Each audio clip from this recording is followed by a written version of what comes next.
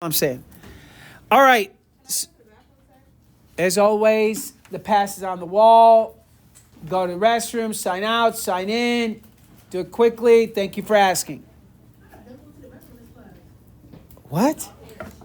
Why is everything in this class a discussion? Just do it. Or not. Stop speaking. Let's move on with the content. So nucleus. This first one's obviously, at least I hope it's obvious that this is the organelle. This is the function. So it contains DNA. It's involved in making RNA, expressing genes. It has the genes. Why are people staring into space, looking around? You know, I'm trying not to lecture here. I can't teach if you're not listening. If you'd rather do this on your own, I'm okay with that. I'll just sit back and let you do it. But there's no one in this class that got 11 out of 11 points. So everybody should be listening. Everybody should be interested in improving. If you're not interested in improving, I can't make you interested. That's on you. So the nucleus, it contains the DNA, it makes RNA, and the genes are in that DNA. All eukaryotic cells have a nucleus. All eukaryotic cells. So what does that mean? What does that mean?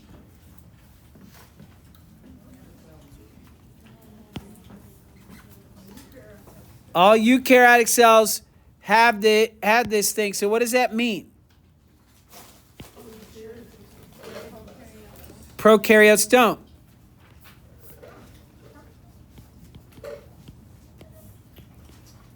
And what are prokaryotes?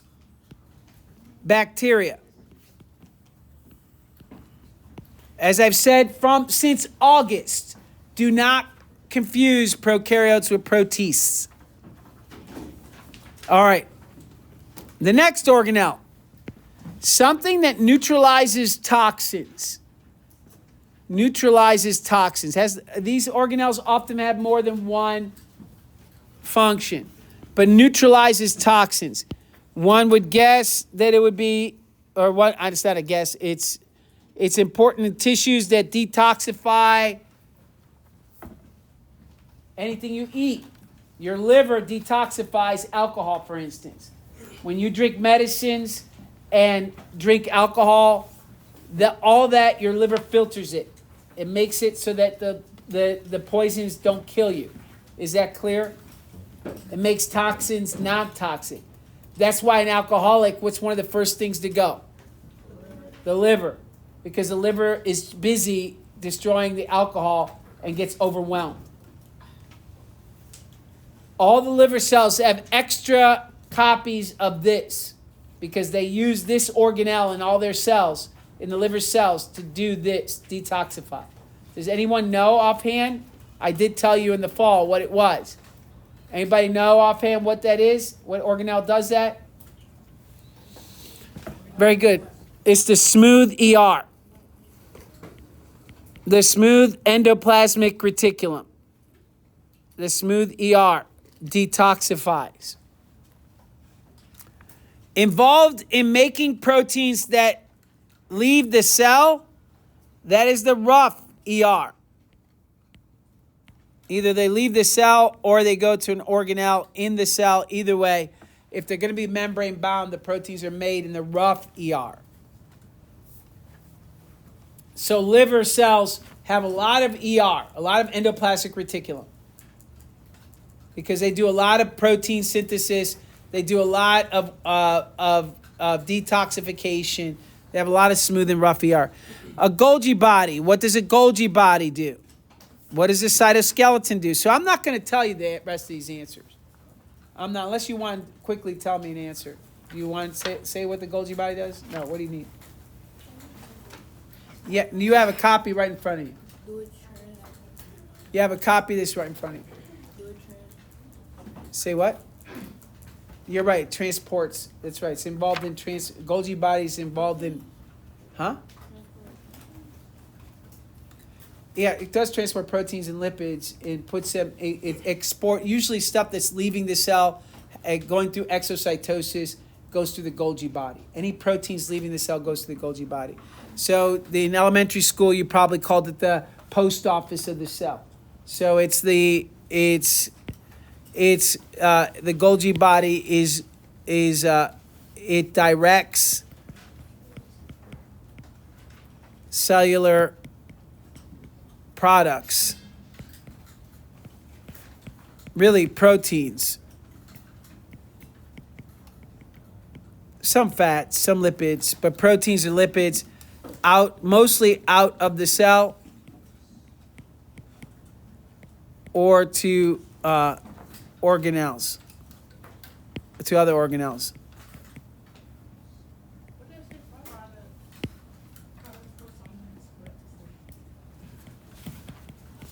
So it directs, the Golgi body packages the stuff that the rough ER makes, rough and smooth ER makes, puts in a package and sends it out of the cell. So the example I used in the fall was snot.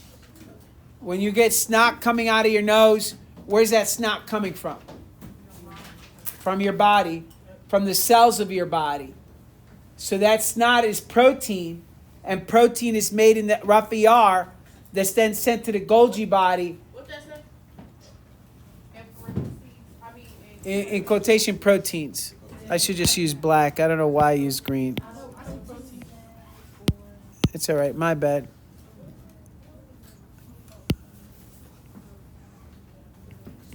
The cellular products are proteins. All right. Out of the cell. Yeah, out of the cell. Sorry, I tried to write this quickly. I'm trying to get this done quickly, and unfortunately, we're having to go back. Products are proteins out of the cell. The Golgi body, remember, looks something like this. It's a membrane, a bunch of membranes. The vesicle comes from the endoplasmic reticulum, goes into the Golgi body changes them, puts them in vesicles, and inside the vesicles are all these proteins.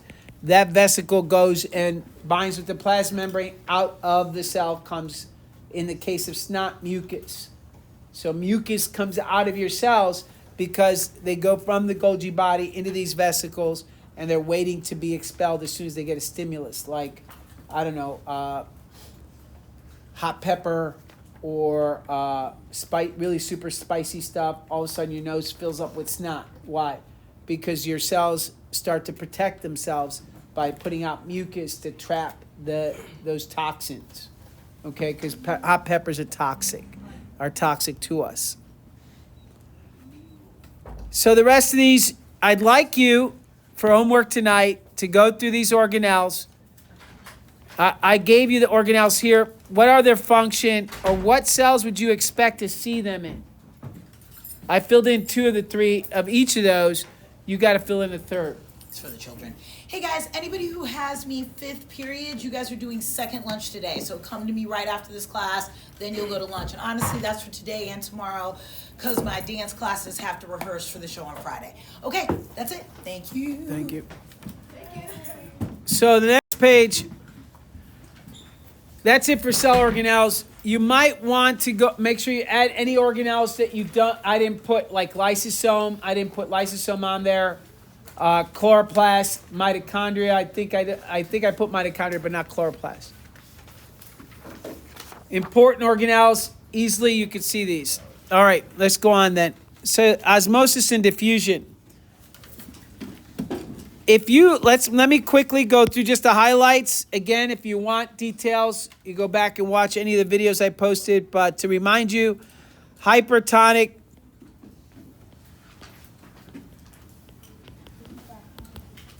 Let me redraw that so the messiness doesn't bother you. Is it big enough? Hypertonic, is that big enough on the screen? Yeah. Hypertonic means it's high in the solution. High concentration. Let me write it down. Is that okay to use up arrow for high? High concentration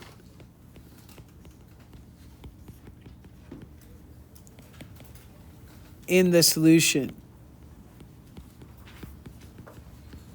So it's salty, or it's, yeah, there it is. Hypotonic means low concentration.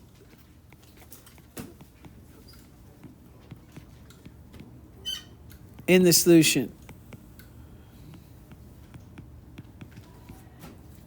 What high and low, everybody understands, is relative, correct?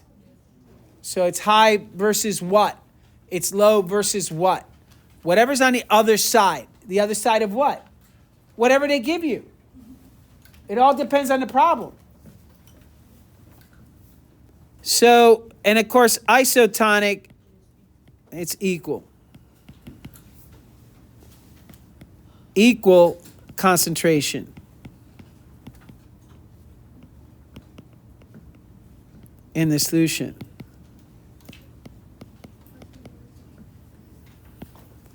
So when you're talking about these three, we're talking about cells. I hope that's obvious.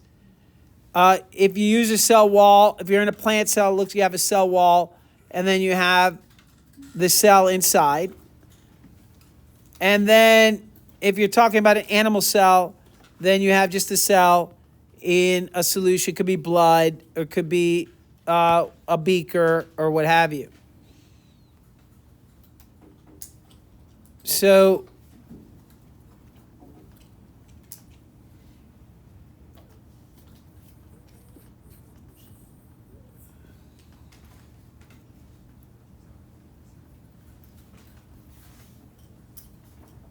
three solutions,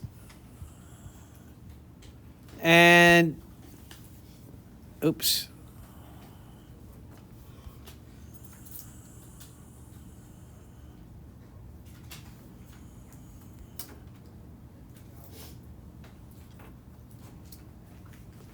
So three solutions, and the difference is between the three is in one solution,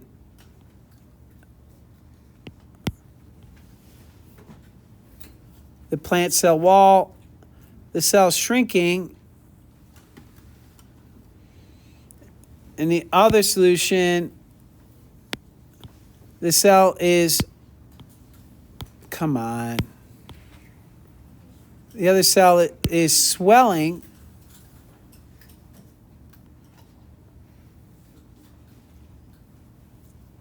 Let me use a different color so you can tell where the membrane is. Cell is shrinking. And the other one is at normal, whatever that means. And the same thing goes with the animal cell that's just floating in a solution. An animal cell does not have a cell wall. That's one of the organelles you should know, where one cell is swollen, one cell is normal size, whatever that means. One cell is swollen, it's ready to burst, and the other cell is shriveled up. All right. So, remembering the rule that water is going to move. If the solute can't move, water will move from. Let me make it as simple a statement as I can make it. Move toward the high concentration, the high salt. All right. Remembering that salt ions, big polar molecules, don't move across the membrane easily.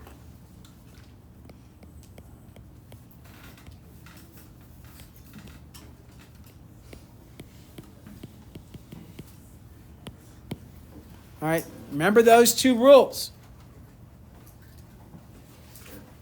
So, of these three plant cells, which one is normal? And which one is water moving into the cell? Look at these three and tell me which one's water moving into the cell. The one to the right. Why do you say the one to the right? It's bigger. That's right.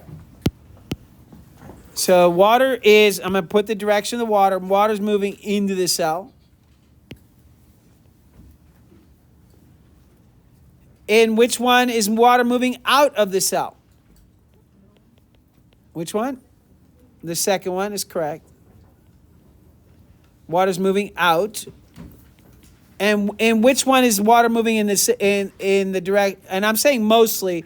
Some water's leaving here, but not as much.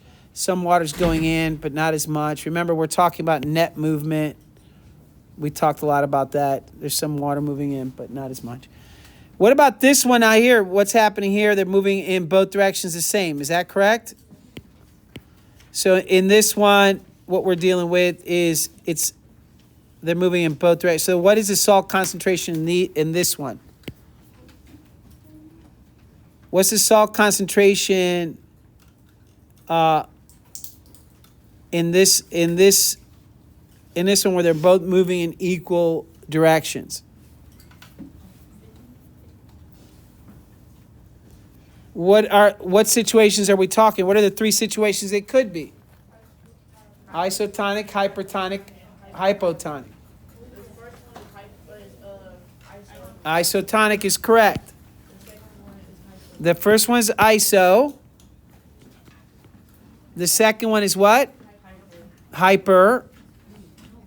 We're talking about the solution outside the cell. Right? The solution outside the cell has to be hyper, correct? Yes. Because that's where the water's going. Water's going to move towards the higher concentration. And the third one, the water outside has to be what? Hypo. Now, what about the animal cell? What are the three conditions in the animal cell here in the second row? Iso, again. So water's moving in both directions equally because the concentration of salt is the same in both situations on both sides. So it's iso. What about the next one? It's hypo, that's right. Because water is moving towards the area of higher concentration. And I should make that blue. Why? Because salt doesn't go through the membrane easily. And the last one must be hyper. I heard someone say correctly. Good, you guys remember this. I'm glad where most of the water's leaving. Even though you are getting a little bit going in, even though you're getting a little bit going out, mostly it's going out here in and mostly out there. So that's great. Now, what if I told you that this iso was at 3% salt concentration, and this iso was at 3% salt concentration? What would the concentration be for hyper? What would be that for hyper? What would be the salt concentration for in this beaker here? 4. Okay. Why did you say 4?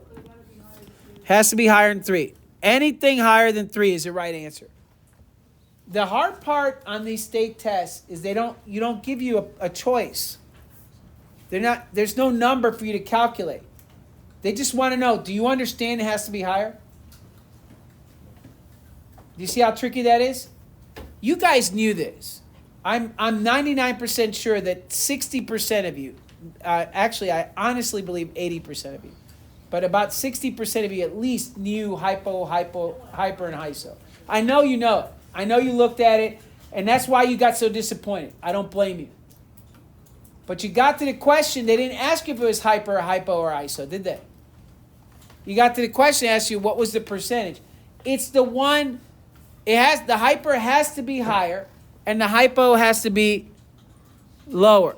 That's why they tell you in the problem, there's more than one possible right answer.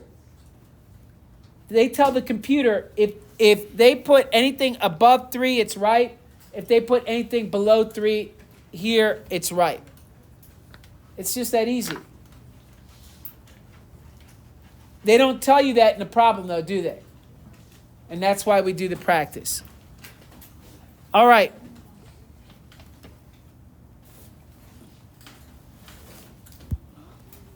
Now what about the animal cell? If it's 3% here, what's the percentage here? 2, okay, good. Anything under 2. And what about over here? 3. No, not 3. 4. Anything above 3. Just that easy, guys. If it's going to shrink, you have to put it in something that's higher than where it is normally, which is the middle one, right? If it's going to swell, you have to put it in something that's below where it is normally, below the isotonic. Is that fair? That's it. That's all there is to that kind of question. I've seen many kinds of questions like that in these release test questions, so be ready. All right. Can you go on? Yes or no? All right.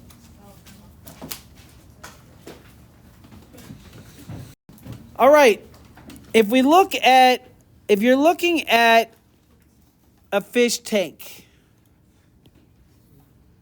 you can laugh at my fish if you want, but let's not spend too much time laughing at it.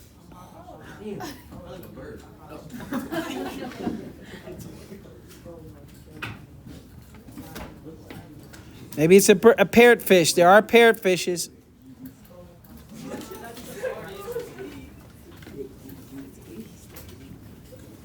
That's horrible. I can't even leave that on there.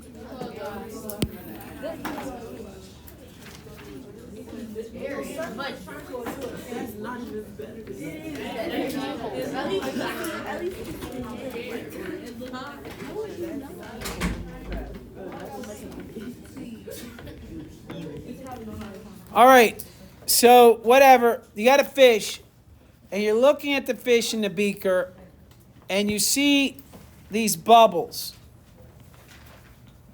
What are the bubbles? It's coming from the fish, okay, good. So what is it? What is inside the bubble? Not oxygen. Has low oxygen. What is it? Someone said it? Not hydrogen. Carbon dioxide. Wow. It's carbon dioxide. All right. Animals, if you guys, you're talking, you're not listening, and you're not thinking. Animals do what we call respiration, cellular respiration. And that's where you take oxygen, you're taking oxygen in. Where did we say these bubbles came from? The fish. You're taking oxygen in, so they can't be oxygen. That doesn't make sense. The fish is taking oxygen in, and you're adding it to C6H12O6, which is what? Sugar is correct. In aqueous solution, it's sugar. Wow. And you're making CO2 and water.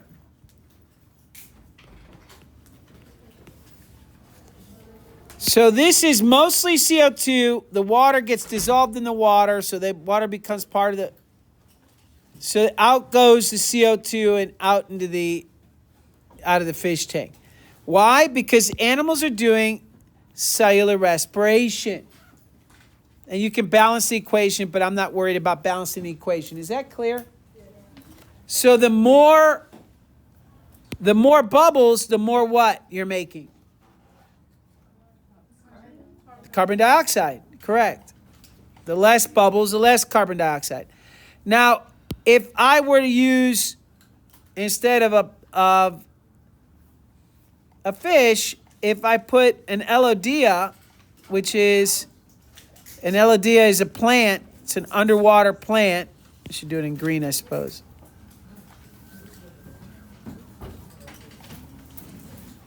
and I saw bubbles. What are those bubbles? Oxygen, correct. That's high in oxygen and low in CO2. Huh? Yes. Guys, you're talking. This is part of the problem. The main part of the problem is you're distracted. High in oxygen, low in carbon dioxide. Why? Because plants do something called photosynthesis, which we talked about first semester. Not a lot, but we did talk about it. Where we said if you took CO2, a gas, and you combined it with water, in other words, you're doing the opposite of this, you would make oxygen gas and sugar.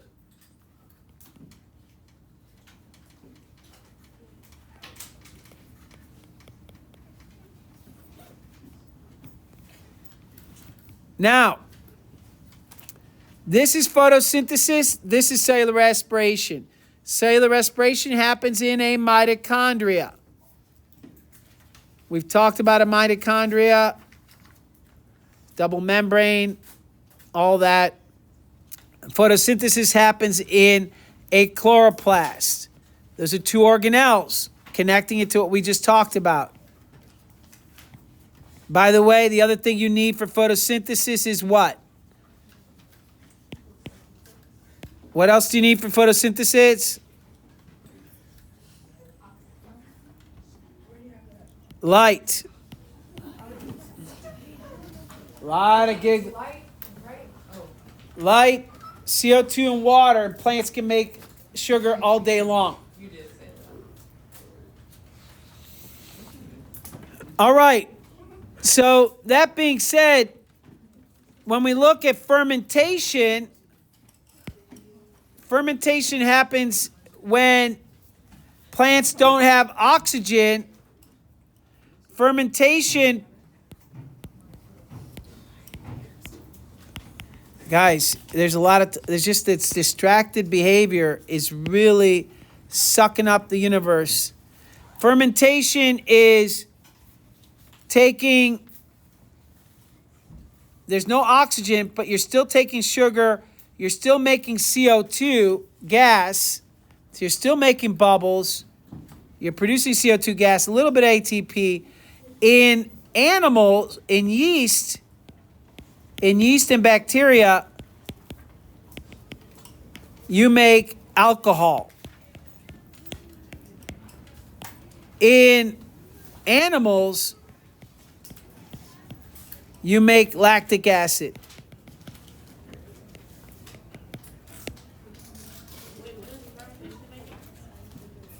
CO2, a little bit of ATP, obviously, a little.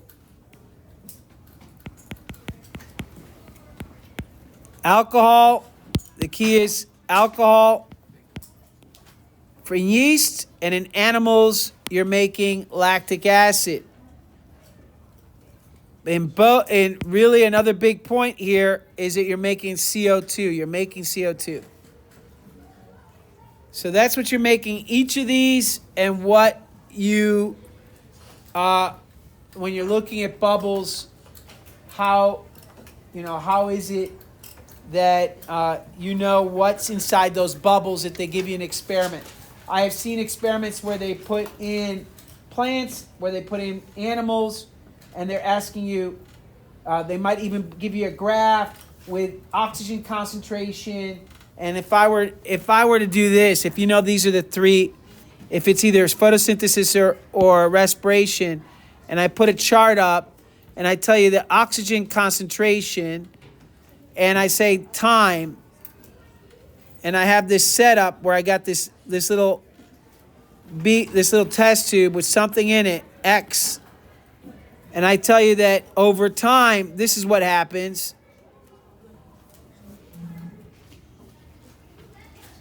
What's inside that test tube? An animal or a plant?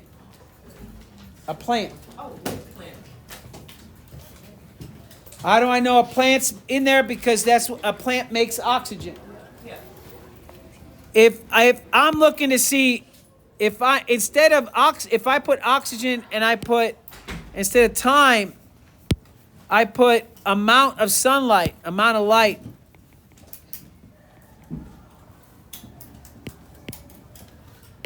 Or how about the time of day?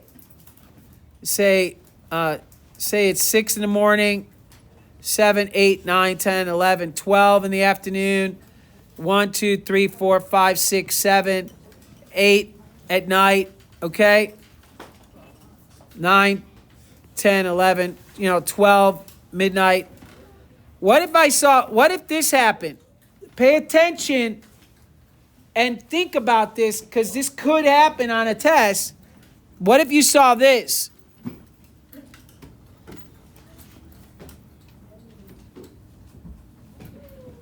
Oops, that's badly drawn. What if you saw something like this, where it goes, oxygen levels going up? What's happening? Say that loud. Tell that to them. The plant don't have enough sunlight. When does it not have sunlight? At night. You expect that you're not dumb. You just got to think about how to read a graph. You expect that during. Oh, why is this not flipping, man? Give me a second.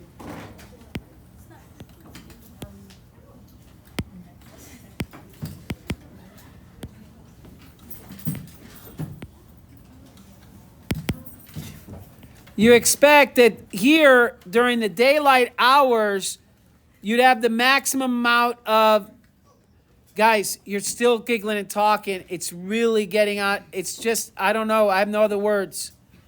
During these daylight hours, you expect that there would be photosynthesis happening because there's light.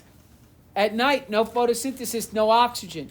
By the way, if I graph the CO2, if there was a certain amount of, if I put on this axis, look at what I'm doing.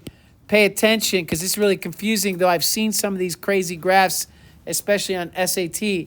If over here I put CO2 concentration, and I say, let's CO2 concentration in red, it's going to start off high.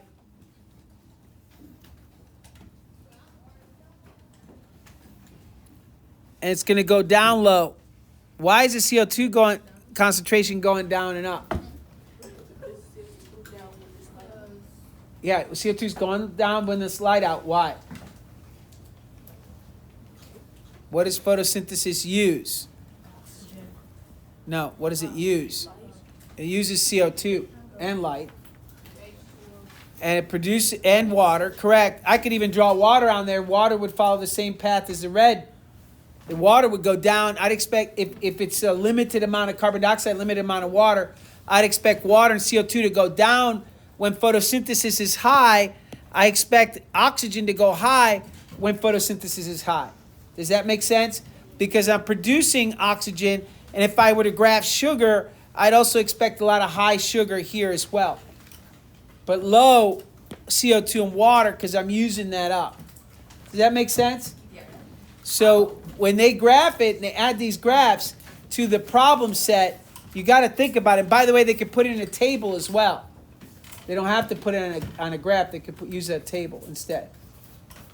Are we all good? The idea is simple. The application can be difficult. Let's move on to the next review point.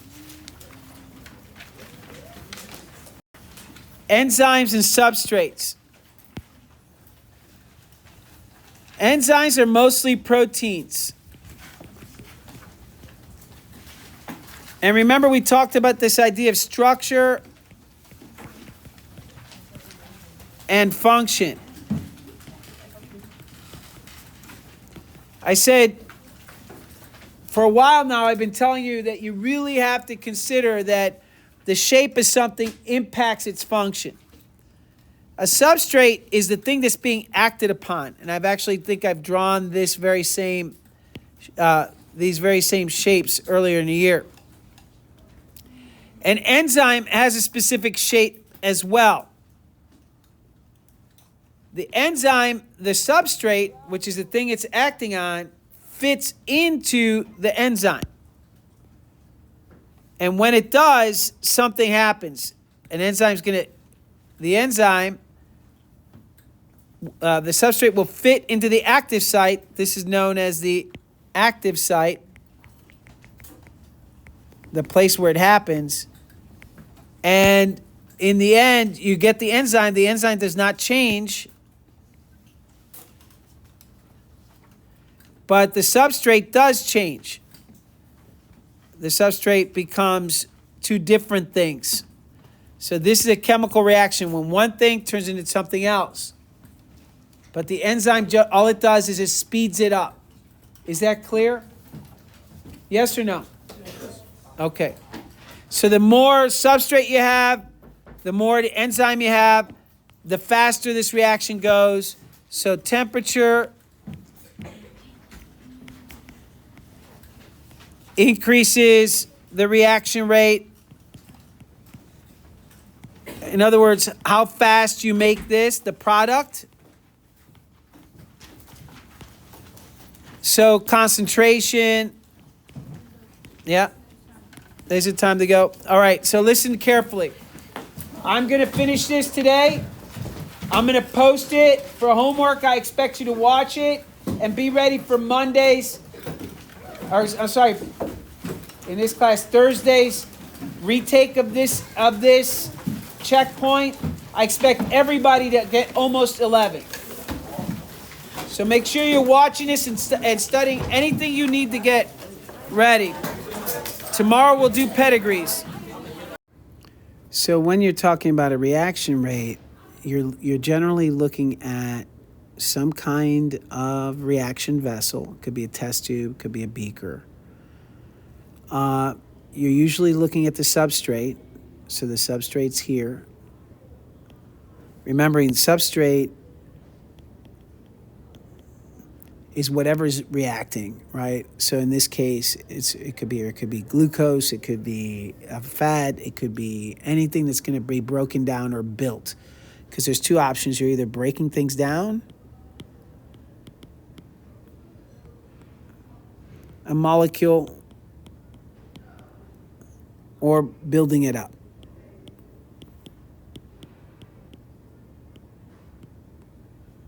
All right, building up or breaking down a molecule. That's what we're talking about here.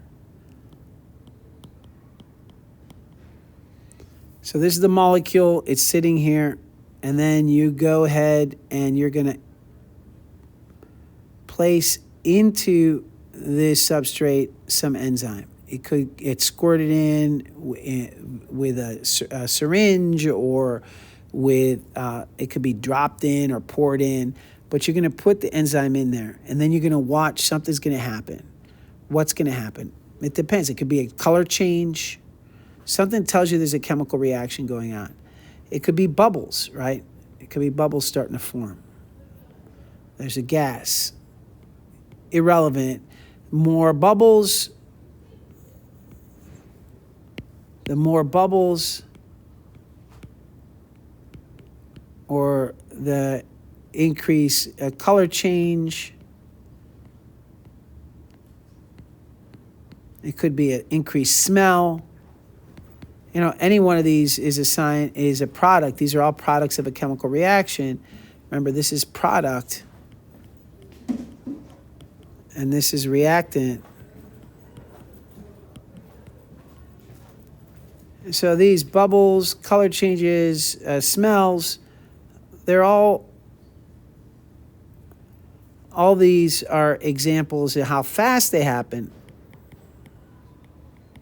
Tell you how fast the chemical reaction is happening. So if you have a chemical reaction, it requires some kind of energy in order for it to occur. We have to lower the amount of energy. We have to lower the amount of energy that's required for the chemical reaction to occur. Otherwise, it's going to take a long time. So what we do, if this is the amount of free energy, the amount of energy required, right, and this is time,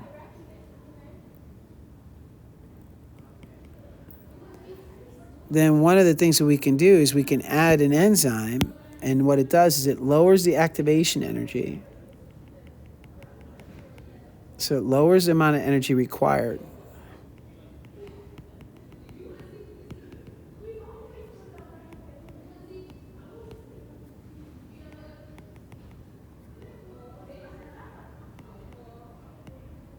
So the reaction can happen faster. So chemical enzymes speed up reactions. Enzymes speed reactions up.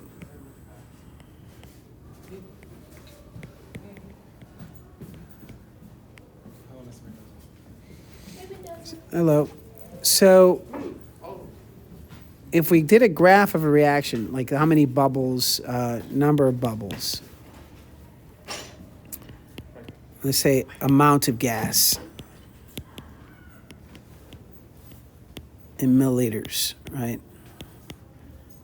You can estimate by the number of bubbles. And then here you have time. Without a chemical reaction, you might see some of these reactions do this. This might be one example. There'll be some bubbles over a long period of time, but you're not going to get a quick reaction. So maybe that might even be a little bit too. That might even be a little bit too much. Maybe instead you might do something like, you might see something increase like that, just a little bit of an increase over time.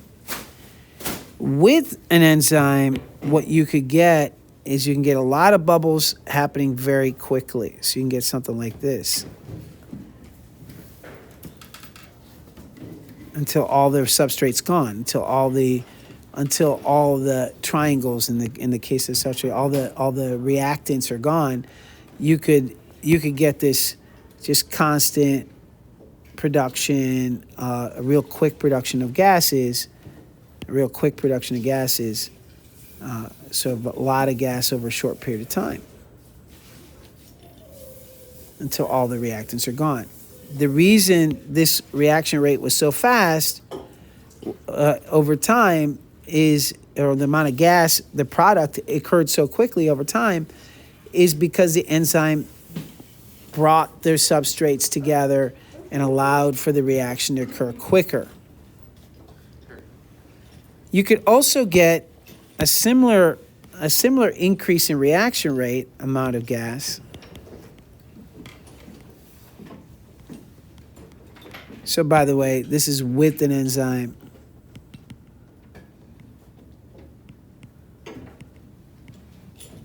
And this is without an enzyme.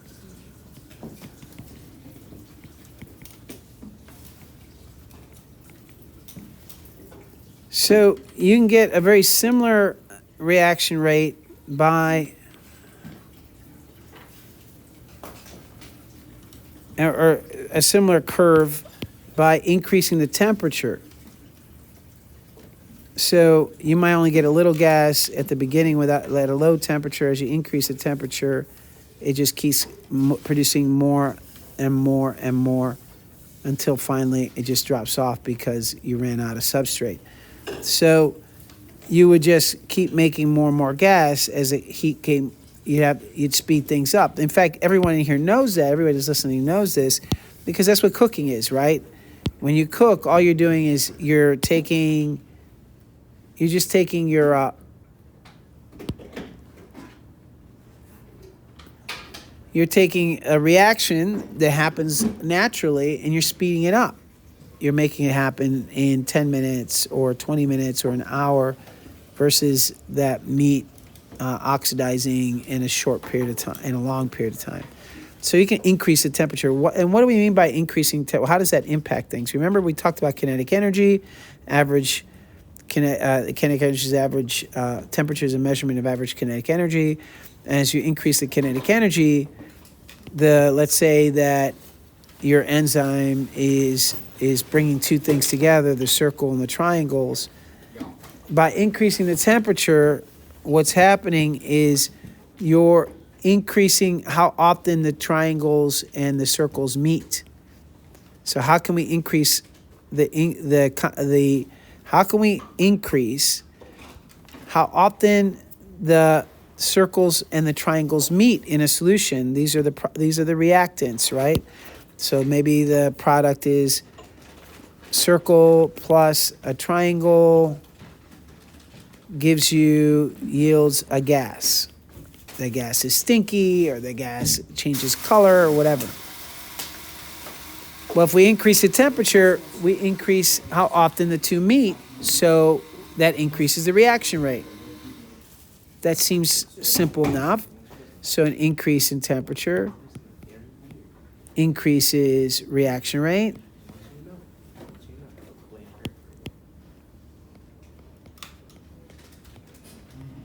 So the increase the temperature equals faster reaction rate. Okay, fine.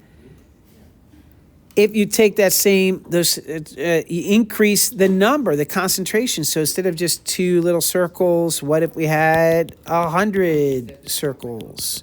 And we had, a ton of triangles. What if which is this highly concentrated? So the more concentrated, the higher the concentration of solute, or substrate in this case, the faster the reaction rate. So concentration, temperature, also pH. How acidic is something? Well, let's wait about acidity. Let's talk about that later. So temperature and concentration by themselves with any chemical reaction will impact in a positive way how fast the reaction goes. But with an enzyme, it's a little different. So we have a reaction rate. We're taking this circle and this triangle, and they're going to meet up with an enzyme that has an active site for each, and the enzyme is going to bring the two together. That's how this enzyme is going to speed this up. The circle is going to go into the circular area, and the triangle is going to go into the triangular active site. These are called active sites, right?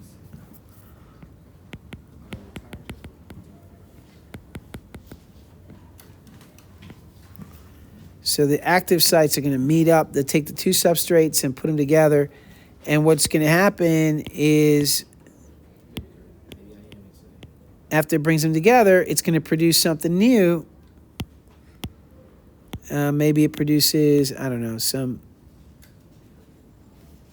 looks like this, which is a gas. That's a different color, a different smell. But the enzyme doesn't change. That's one of the key ideas behind the enzyme. The enzyme doesn't change. It fits, everything fits because the shapes fit. Remember, shape and structure and function. The shapes fit, they come together, they make a gas. Everything's great. You increase the speed of the reaction. And if you increase the temperature and increase the enzyme, you get increased reaction rate, happens even faster. But there's a problem. Enzymes when an enzyme is working, when you're measuring enzyme activity,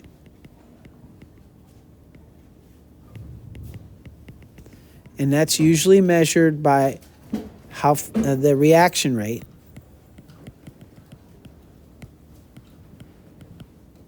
So the faster the reaction rate, the more you could have higher concentration of solute that could increase the reaction rate. You can have a higher temperature, but if you have enzymes, that's going to increase the reaction rate as well. And so what could happen is enzyme activity or reaction rate, as the temperature increases, what could happen is you can see an increase because you got enzymes working, you got temperatures working, is helping, but then something happens and all of a sudden the reaction rate stops working so well. and it goes all the way down to almost zero. The enzyme activity stops. Now, why is that? Why is it has this range, what we call the optimal range, right? So you have this range of that's the it's working at its best. The enzyme's working at its best. Temperature range where it works perfectly. Maybe in humans it'd be something like, 37 degrees Celsius, right? You might know it as body temperature, right? Where this is really hot, maybe this is 100 degrees Celsius, and this is really cold, is 4 degrees Celsius. Well, it turns out when something's really cold, the enzyme can't help as much because the reactants, the kinetic energy of the substrates are very, very low. And even though the enzyme's helping, it can't help as much as it could at higher temperatures. And then at the very, very hot temperatures, the shape changes. So instead, after a certain temperature, there's a critical point where the enzyme changes shape. The active site's it's chess. It's to be played silently. If the enzyme, because it gets so hot, the enzyme changes shape and it no longer fits the substrates. They no longer fit. Well, then the enzyme doesn't work anymore. And we call that change in shape, we call it denaturing. And the example I used in class was if somebody has a high fever, the high fever starts to change the shape of the enzymes stop working. Because the enzymes aren't working, you're not producing the products you need, and it could lead to death. So one of the things that they'll do in a hospital is they'll cool you off really quickly to bring the shape back to its natural shape, the enzymes back to their natural shape, so that the the enzymes can do their job. So if we want this to be occurring, we want these shapes for the enzymes that fit these substrates, but if we change the shape of the enzyme or we change the shape of the substrates, so for instance, that same enzyme, if you added two other substrates that had a different shape, it still wouldn't work because the shapes have to match.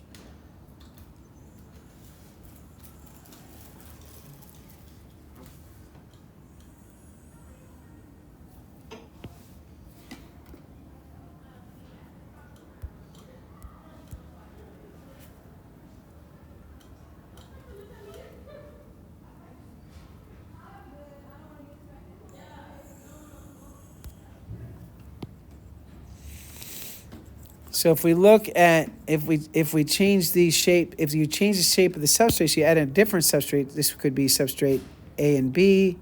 If you added C and D, they had different shapes.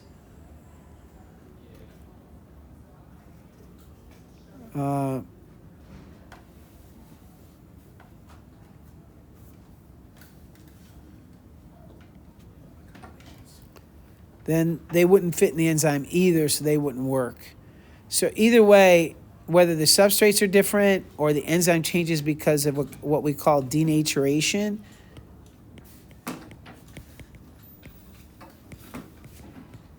right, because of high temperatures, or if you change the pH also has an optimum range. Remember, I said optimum. So there is an optimum range, a place where the enzyme's working at its best. That's what optimum means. If it's outside that optimum range, whether it's pH, whether it's temperature, whether it's using different substrates, if you change the substrates, so the enzymes are very specific,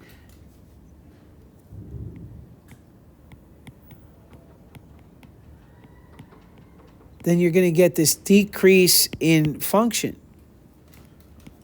So that's the basic idea here, that the enzyme works by speeding up the reaction. The chemical reactions work with increasing temperature. Chemical reactions tend to go faster. The chemical reactions go faster when you have higher concentrations of solutes or of reactants. That enzymes work by matching shapes. So the shape of the substrate and the shape of the enzymes fit together. And if you change the enzyme shape or you change the substrate shape, in other words, change the substrate, then they won't fit into each other well. So if you know that, you'd be, as far as enzymes are concerned, I think you'll be set. Just remember, enzymes speed up reaction, increase concentration. Substrates will increase the reaction. More enzymes, obviously faster the reaction. The enzymes only work for their specific substrate. So if I have substrate A and substrate B, this enzyme works with A but not with B. They're going to have an optimum temperature where they work the best.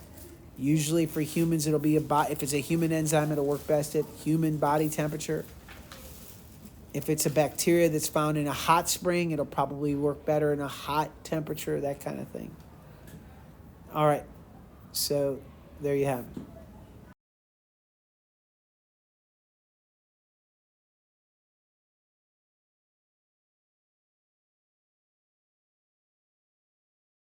Now, reading a table seems like something that's pretty easy.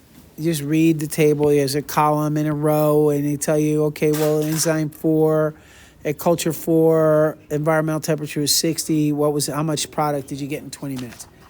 Seems pretty straightforward. But what they're going to do is they're going to give you a table, and then they're going to ask you,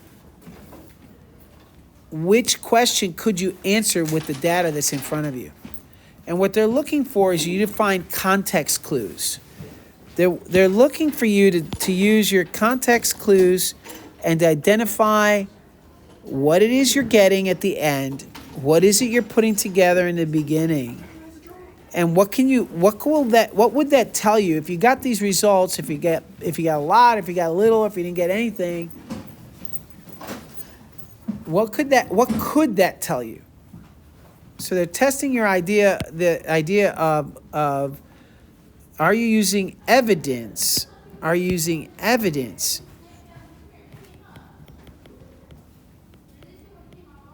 to answer a question?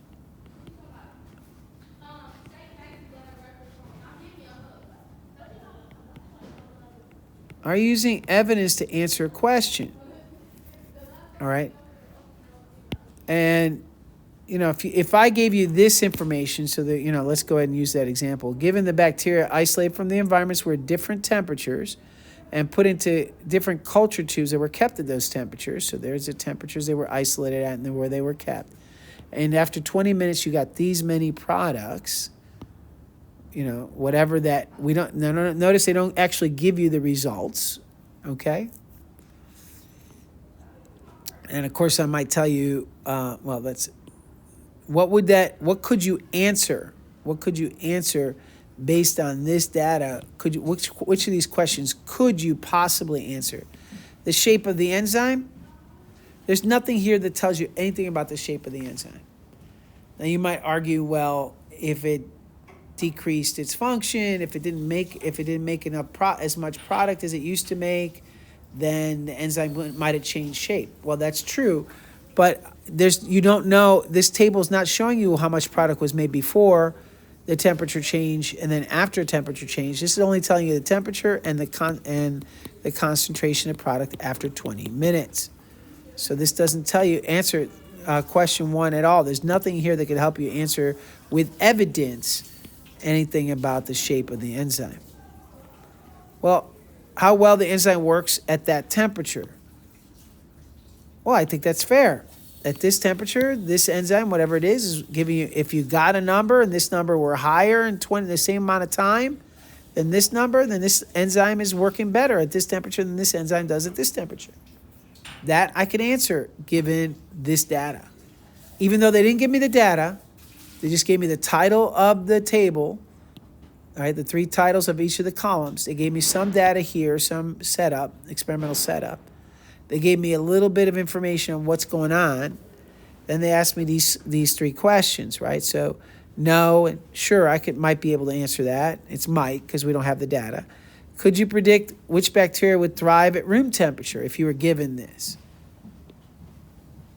Well, knowing that room temperature is 37 degrees, my guess, given this data, depending on what's going on, sure, I could predict that this one probably wouldn't do well, and this one probably wouldn't do well, since remember, enzymes have an optimal range of temperature and pH, where enzyme activity